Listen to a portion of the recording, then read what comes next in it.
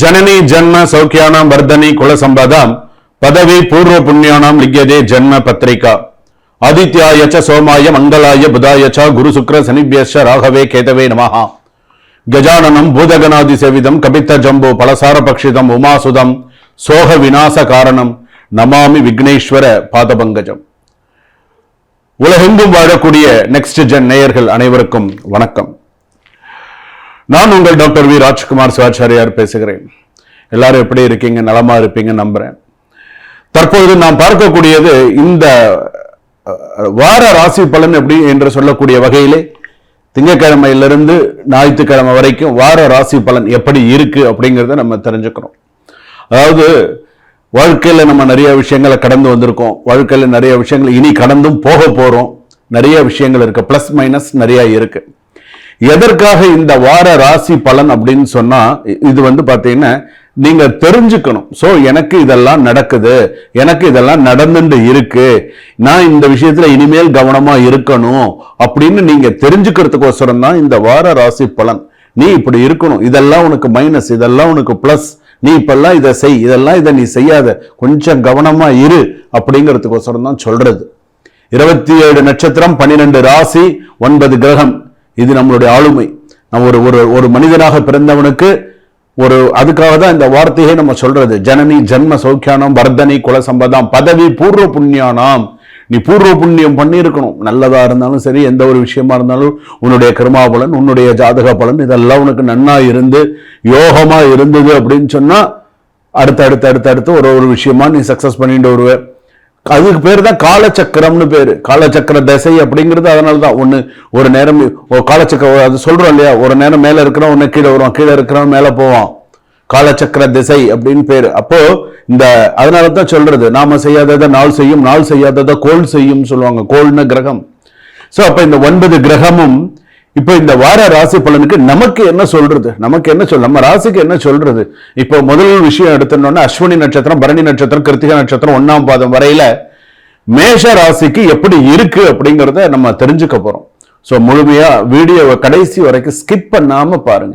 அப்பதான் இடையில நான் ஏதாவது ஸ்லோகம் சொல்லியிருக்கேனா, சோ ஏதாவது அந்த ராசியை பத்தின விஷயங்கள் ஏதாவது சொல்லியிருக்கேனா அப்படிங்கறது உங்களுக்கு முழுமையாக நீங்க தெரிந்து கொள்ள முடியும்.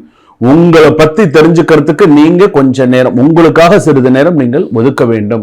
சில ராசிக்காரர்கள் தனக்கான வாழ்க்கையை வாழ்ந்திருக்க மாட்டாங்க. அதனால தான் இதை முக்கியமான ஹைலைட் பண்ணி சொல்றேன். என்ன நடுவில் எல்லாம் நீங்க கேட்டுட்டீங்க அப்படின்னு சொன்னா உங்களுக்கு உங்க ஜாதகத்தை பத்தி நீங்க சிறப்பா தெரிஞ்சுக்கலாம். சரிங்களா? கடகராசி நேயர்களை இந்த வார ராசி பலன் எப்படி இருக்கு? புனர்பூச நட்சத்திரம் கடகராசி, பூச நட்சத்திரம் கடகராசி, ஆயில்ய நட்சத்திரம் கடகராசி. ஒரே ஒரு விஷயம் சொல்றோம், நீ யாரை நம்பினியோ அவனை அழ வச்சுட்டு போவான். அவ்வளவுதான், ஒரே வார்த்தை. நீ யாரை நம்பினியோ அவனை அழ வைக்காம போக மாட்டான். ஆணா இருந்தாலும் சரி, பெண்ணா இருந்தாலும் சரி, உன்னை அழ வச்சுட்டு போவான். உன் கண்ணில் அந்த தண்ணி வந்துடும். உண்டா இல்லையான்னு நீ அப்புறமா சொல்லு. உன் மனசுதான் நீ உன்னுடைய நல்ல மனசு, நல்ல இறக்க குணம், நிறைய நல்ல மனசு எல்லாம் இருக்கு. ஒரு எமோஷனல் டிசிஷன் மிகப்பெரிய லாஸ் ஆயிடுது. நீ எமோஷனலா எடுக்கிற டிசிஷன் எல்லாம் லாஸ் ஆகுது. நீ ஏன் எமோஷனலா டிசிஷன் எடுக்கிற? நார்மலா இரு. கடகராசி எவ்வளவு பிரச்சனைகளை கடந்து வந்திருக்கீங்க. இப்பதான் உங்களுக்கு ஒரு நல்ல நேரம் வருது. இப்பதான் அஷ்டமச்சனி முடிஞ்சு இப்பதான் நல்ல ஸ்தானத்துக்கு வருது. இப்ப அடுத்து உங்களுக்கு இப்ப ஜூன் மாசம் 2ஆம் தேதி இப்ப குரு பயிற்சி வருது. அது வேற. இப்ப ஜென்ம குரு, இடம் மாற்றம், போக்குவரத்து, இன்னும் நிறைய சில விஷயங்கள்லாம் இருக்கு. ஏன்னா மனுஷனுக்கு நல்லதும் கெட்டதும் மாறி மாறி வரும். சின்ன விஷயம் பெரிய சண்டையாகும். நீங்க நினைச்சுட்டு இருக்கலாம் அஷ்டம சனி முடிஞ்சிடுத்து, இனி அப்பாடா நிம்மதியா இருக்கலாம். ஒன்னு அப்படி எல்லாம் நிம்மதியா தூங்க விடாது இந்த கிரகம்லாம். சரியா? மாத்தி சில விஷயங்கள் இருக்கும். அதனாலதான் ஆலயம் தொழுவது சாலவும் நன்று. நேரம் கிடைக்கும் போதெல்லாம் காலையில எந்திரிச்சு வேலைக்கு போறியா, வேலைக்கு போறதுக்கு முன்னாடி நின்று ஒரு கோவில் சுவாமி தரிசனம் பண்ணு, கோவில் வழிபாடு பண்ணு, உனக்கு நல்லது நடக்கணுமா, நீ நல்ல விஷயங்களை பண்ணு அப்படின்னு சொல்றது. சின்ன விஷயம் கூட பெரிய சண்டையா வரும். அதனால்தான் நிறைய சாமி தரிசனம் பண்ணு, எவ்வளவுக்குள்ள. அதனாலதான் தலைக்கு தலைப்பாடு. நீ உன்னுடைய சுவாமி தரிசனம் பண்றதும் உன்னுடைய தெய்வ வழிபாடும் தான் உனக்கு பக்க பலமா இருக்கும். யாரும் உன் கூட வரமாட்டாங்க. மாதா பிதா குரு தெய்வம். குரு காட்டுறதுதான் தெய்வத்துக்கு வழி. கவனமா இருந்துக்கோ. எமோஷனலா ரியாக்ட் பண்றத விட்டுடு.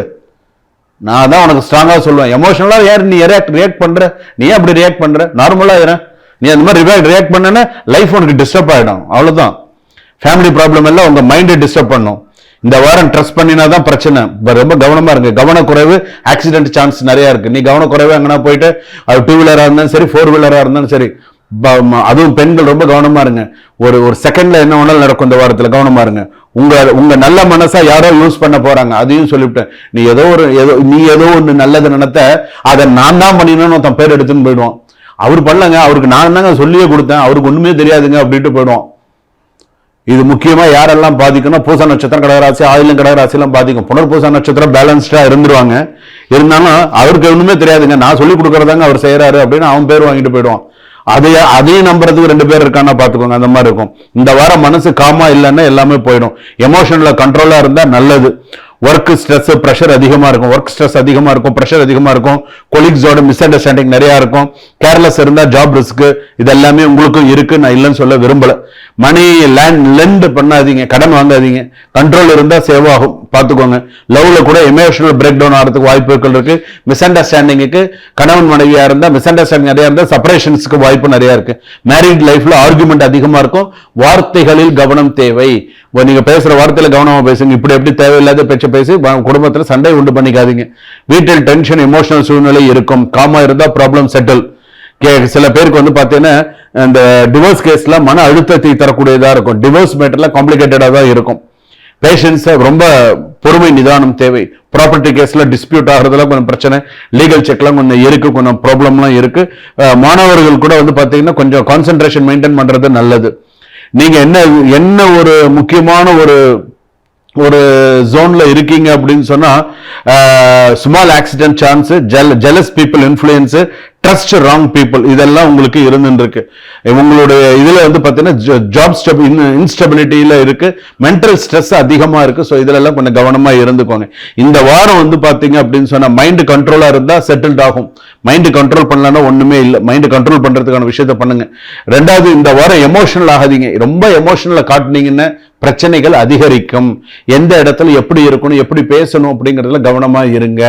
நீங்கள் செய்ய வேண்டியது, வியாழக்கிழமை அன்னைக்கு குரு தட்சிணாமூர்த்திக்கு, நவகிரகத்தில் இருக்கிற குருக்கோ அல்லது தட்சிணாமூர்த்திக்கோ, உங்களுக்கு எது பக்கத்துல இருக்கோ அங்க இருக்கக்கூடிய சுவாமிக்கு நெய் தீபம் ஏற்றி ஆத்மார்த்தமா வழிபாடு பண்ணுங்க.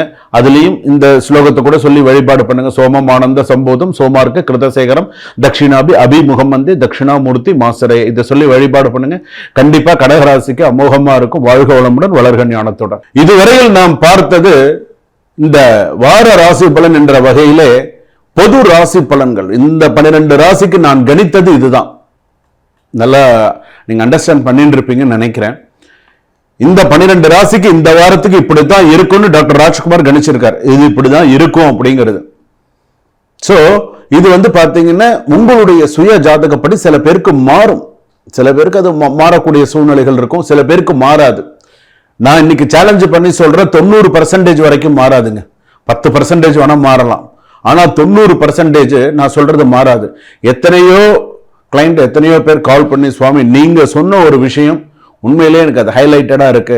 எத்தனையோ பேர் வந்து வெளிநாட்டில் இருக்கிறவர்கள் கூட வந்து பார்த்தீங்கன்னா இரவு என்னுடைய நேரம் அந்த கடந்த அந்த இரவு நேரத்தில் கூட கால் பண்ணி எனக்கு சொல்லுவாங்க, சுவாமி நான் அந்த நெக்ஸ்ட் ஜென் ஷோல பார்த்தேன், எப்படி சுவாமி இவ்வளவு ஒரு சிறப்பான முறையில் அந்த வார ராசி பலனே எனக்கு என் வாழ்க்கையில நடந்த ஒரு விஷயம் மாதிரி இருக்கு அப்படின்லாம் சொல்லி ரொம்ப நெகிழ்ச்சியா சில விஷயங்கள் ஷேர் பண்ணியிருக்காங்க. ஸோ ரொம்ப சந்தோஷமா இருக்கு. எதற்காக சொல்றேன் அப்படின்னா பொது பலன்கள் மட்டுமே. அப்போ உங்களுடைய சுய ஜாதகத்தை நீங்க ஒரு முறை பார்த்து உங்களுடைய ஜாதகத்துக்கு எப்படி இருக்கு அப்படிங்கிறது கீழே டிஸ்கிரிப்ஷன்ல நம்பர் கொடுத்துருக்காங்க. அந்த நம்பர்ல கால் பண்ணி ஃபர்ஸ்ட் ஒரு அப்பாயின்மெண்ட் ஃபிக்ஸ் பண்ணிக்கோங்க. சார் எந்த நேரத்தில் ஃப்ரீயா இருக்காங்க, நான் அந்த டைம் நான் என் ஃபேமிலியோட கணவன் மனைவி இல்லை அம்மா அப்பா நான் இவங்கெல்லாம் சேர்ந்து ஒன்னா உட்காந்து ஒரு வீடியோ காலில், ஒரு ஜூம் காலில், உள்ள ஒரு கூகுள் மீட்ல நான் சார் கிட்ட பேசணும்னு விரும்புறேன். அப்போ அந்த டைம் நீங்க ஃபோன் பண்ணி நீங்க எங்கிட்ட பேசுனீங்கன்னா ஒரு அரை மணி நேரம் ஒரு குரு நீங்க எங்கிட்ட நீங்க பேசுனீங்கன்னா நீங்க நிறைய விஷயங்கள் தெரிஞ்சுக்க முடியும். ஸோ உங்க சுய ஜாதகப்படி என்ன நடந்துன்னு இருக்கு, இனிமேல் என்ன, அதாவது நான் ஒரு விஷயம் சொல்றேங்க, பாஸ்ட் விட்டுருங்க. பாஸ்ட் எல்லாமே கடந்து வந்தாச்சு. சொல்லணும்னா கூட சொல்லலாம், பாஸ்ட் பிரசன்ட் நமக்கு தெரியும். ஆனா ஃபியூச்சர் எப்படி இருக்குங்கிறது தான் முக்கியம். அடுத்த 2-3 வருஷம் நீ எப்படி இருக்க போறங்கிறது தான் முக்கியம். இன்னைக்கு காலகட்டத்துல இன்னைக்கு மனுஷன் நம்ம எவ்வளவு கஷ்டத்துல இருக்கோங்கிறது நமக்கு தான் தெரியும். அதனால ஃபியூச்சர்ல நீ எப்படி இருக்க அப்படிங்கிறது தான் மிக முக்கியமானது. அதனால உங்க சுய ஜாதகத்தை ஒரு முறை அனுப்பி கொடுத்து நீங்க பார்த்த டிஸ்கிரிப்ஷன்ல நம்பர் இருக்கு, அப்பாயின்மெண்ட் ஃபிக்ஸ் பண்ணிட்டு ஜாதகம் பார்த்துக்கொள்ளுமாறு கேட்டுக்கிறேன். வணக்கம், சுபம். வாழ்க வளமுடன், வளர்க ஞானத்துடன்.